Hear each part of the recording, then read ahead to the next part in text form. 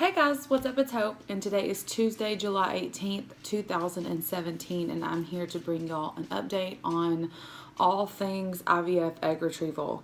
Yesterday, I went in for my final blood work to make sure the trigger shot worked on Sunday. Everything looked great. Because we ended up being the very first retrieval of the morning, we ended up going down to Houston last night and getting a hotel room. I felt like I would be a lot less stressed if we were already down there. We knew exactly where we were going. There are a lot of different hotels around the area, and so we went ahead and went down last night. Yesterday was a pretty miserable day too, I'm not gonna lie. Just drained, nauseous. My stomach was just really bloated, and what's really crazy is I've talked about this before, like just from having lost a lot of my weight in the past, I still have quite a bit of weight in my stomach, and still I could feel like how bloated I was, and it just didn't feel right, you know. And so we went down last night. We got to the hotel room probably about 7 o'clock. Because I remember walking into the hotel room and the clock next to the bed said 7:11. And I've talked about this in my other video, how 11 is like my number. It's my favorite number. That's how many follicles we had on Friday. It's always been a lucky number for me. So that was really comforting to see when I walked in and scoped the room out that the clock said 7:11. I'll probably go ahead and insert a picture here so that way y'all can see it. I took a picture and posted it to Instagram because it was just really neat to see. Just the trip from our house to Houston, it's about 2 hours. I could not keep my eyes open any longer. I just felt so sick to my stomach and just so exhausted. And so I took a little nap, and then Andy got me up because he wanted to go to like a nice dinner before the retrieval the next day. And I was NPO after midnight. So he got me up and we went to like a little restaurant nearby and had some dinner. And then I came back. I had the absolute joy of having to do a Fleets enema before retrieval today, and so if you've never done one of those, consider yourself lucky. That was a very interesting process. So I had to do that, and then I went to sleep probably about 10:30. I knew we had to get up around 4 just to get everything ready, get checked out of the hotel room, and be at the surgery center by 5 o'clock. And so we did that. We got there about 4:45 this morning. I wasn't really nervous or anything. I was just very uneasy. I just felt like I was just ready to get it over with.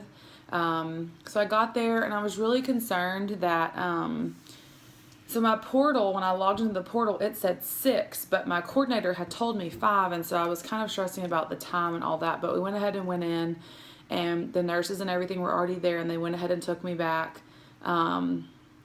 They went ahead and had me change into like a gown and put this cover over my head and cover over my feet. I'll make sure and post pictures at the end of this video so y'all can kind of see what I looked like. The good thing about my doctor is she had already prescribed Valium for that morning, and so as soon as I got dressed and they started as soon as I got dressed, they went ahead and had me take the Valium, which I was really excited about because, like I said, I was just really uneasy. And once that Valium started kicking in, I was super chill, thank God. They went ahead and started my IV in my hand, unfortunately, which was super painful. Well, after they got the IV started, they went ahead and took Andy back for them to be able to collect his semen for the actual fertilization of our embryos. And so while they were doing that, I waited for them to come in and get me. Now, the doctor that did the retrieval today was not my regular specialist, but I was perfectly okay with that. I've heard lots of really incredible things about this specialist. He works in our group of fertility specialists where I go, but it just wasn't my actual specialist today, which, like I said, I was fine with. I was completely comfortable with him doing it. He came in and introduced himself, was super excited about it, just wanted to confirm that I didn't have the right ovary that he had seen on the follicular ultrasounds. All of my productivity from the medicine was on the left side, so he just wanted to confirm, and which was great. He was super nice. And then he walked out The nurse came in, kind of explained. She said she would be back there with me the entire time. I was very, very, very compassionate, just kept holding my hand and just kept telling me that everything was going to be okay, and just really super nice. And by the time she walked out, Andy had walked back in, and it was just enough time for me to say, you know, I love you. They're going to take me back. And so the nurse came back in, and they went ahead and they let me walk back, which was nice. The Valium didn't have me too crazy where I wasn't able to walk. And so I had to walk down to the bathroom. I walked out, kissed Andy goodbye. He gave me a hug. And then I went to the bathroom. They want you to empty your bladder, obviously, before the procedure. I walked into the procedure. The sweet nurse was there, and the anesthesiologist and everybody was there. They had me sit up on the table. There was like a little hole in the bed for me to kind of sit my butt into. And then they had me lay down, and they covered me up with a really warm blanket, thankfully, because it was freezing in there. And the anesthesiologist came by and said, you know, it was anesthesia medicine in my IV, so thankfully I didn't have to worry about putting a mask on and all of that extra stuff, feeling all that medicine or smelling all of that medicine. So once they had me lay down onto the bed, they did put an oxygen mask on my face, but they reassured me it was just oxygen. And then I saw the anesthesiologist come over and put something in my IV, so I knew it wasn't going to be long until I was asleep. And sure enough, I just was laying there and just praying and just hoped that I would just fall asleep before I lost it. And sure enough, I did. And I woke up in recovery, and Andy said I was only back there like 30 minutes, like not very long at all. I woke up in recovery, and that sweet nurse was there that was there before that said she would be there with me the entire time. And she was just checking to make sure I was okay. And she said, well, I've got some good news for you. And I said, yeah. And she said, they retrieved 8 eggs, and they're all mature, and they're all great quality. Congratulations. And I lost it. I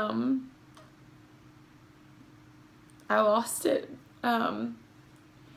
Getting eight mature follicles from one ovary is just, it's a miracle. I just wasn't expecting that at all. I was so grateful.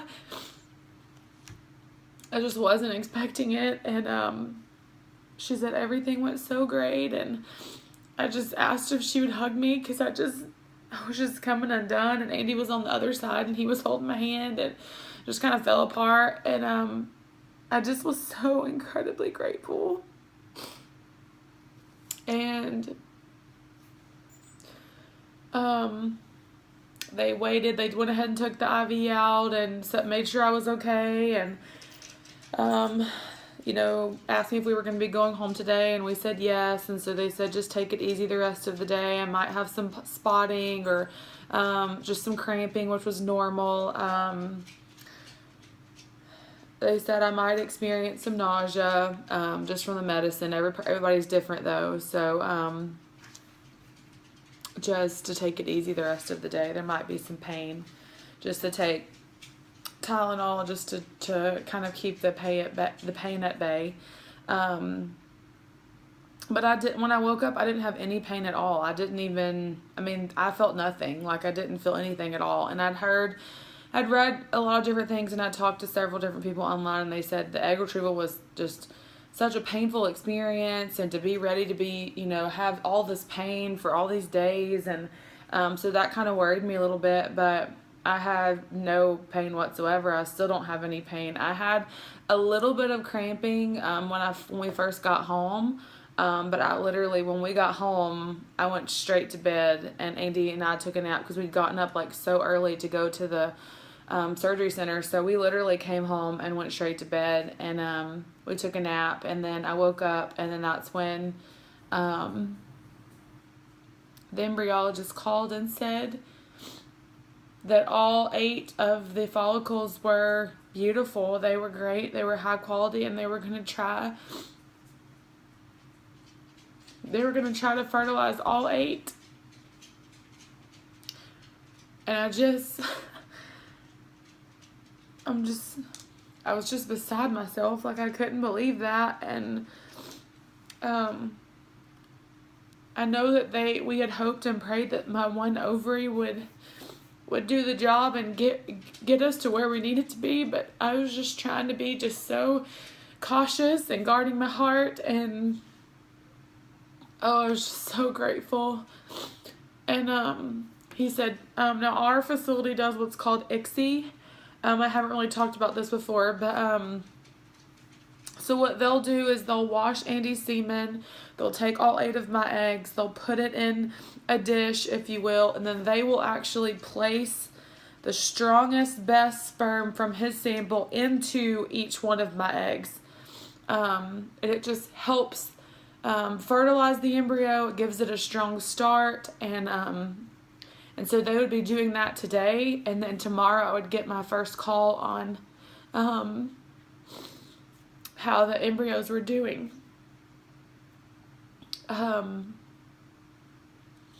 But he said everything looked great. They were really excited with the number they got, and I would get a call tomorrow to let me know how they were doing after the initial fertilization process happened. And so on my calendar, it had said that they would fertilize tomorrow, so they might just be getting everything ready today and then fertilizing tomorrow morning. But he said they were perfectly fine with moving forward with doing ICSI, and that is an acronym for really ridiculous long words that I'm not going to try to remember, but you can look up ICSI. It's ICSY, I believe.